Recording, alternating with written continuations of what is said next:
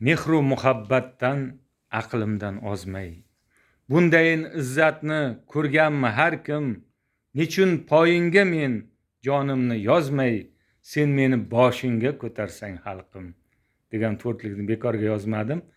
Sababi mana yana chopon kiydik. Yana haligi nima deydi, bir hazil toypa aytganda yana kiydirishdi. Mana shu ro'parada turgan inson kutubxonasi, kitobxonasi, yashaydigan uylari, lekin uncha muzeydan kam emas. Shuhrat akam, Shuhrat Said ajoyib inson. Aka, rahmat. Mana kechadan buyon mehmonman. Qarshi shahri bu, Qarshi shahridaman do'stlar. Sizga ham katta rahmat. Xush kelibsiz. Mana kelib turing Qashqadaryoga.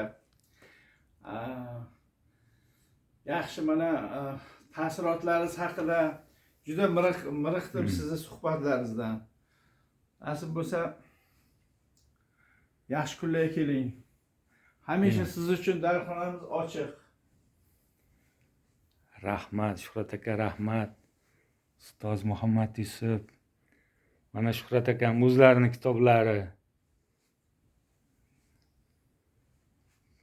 Mana ulug' insonlar haqida kitoblar, mana Sherali Jo'rayev.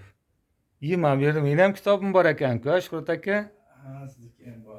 Qo'ymaysiz, qo'ymaysiz. Voy.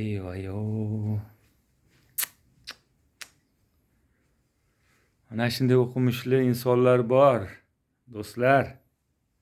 Kitob o'qimay qo'ydi degan gaplarimiz ham gohida isbotini topmay qoladi.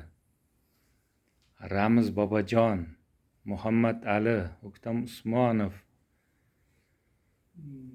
Sulton Rayev, Rauf Parfi, Oybek, O'lmas Umarbekov, Norto'xta Qilich, Naim Karimov, Minhojiddin Mirzo, Xurshid Davron, Sobir O'nash, Sharifa Salimova, Omonmatjon, Orziqul Ergash, Usmon Azam, Qoyil, Ortiqbo'y Abdullayev. Antikvar kitoblaringiz ham bor ekan, Shuhrat aka? Voy.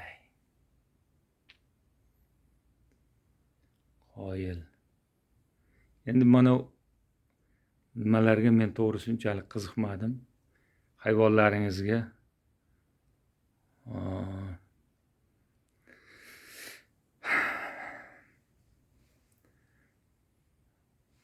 Ko'rmayapman men oynadan.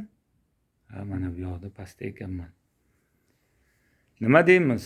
Omad tilaymiz. Shuhrat aka, mana ikkalamiz ham baravar ko'rinib turibmiz. Rahmat sizga, rahmat. Endi yo sizga rahmat. Odam nima deydi? Kitobxonangizga kirsa odam ilhomlanadi. Rostdan ham kitobdek aziz bo'ling, Shuhrat aka.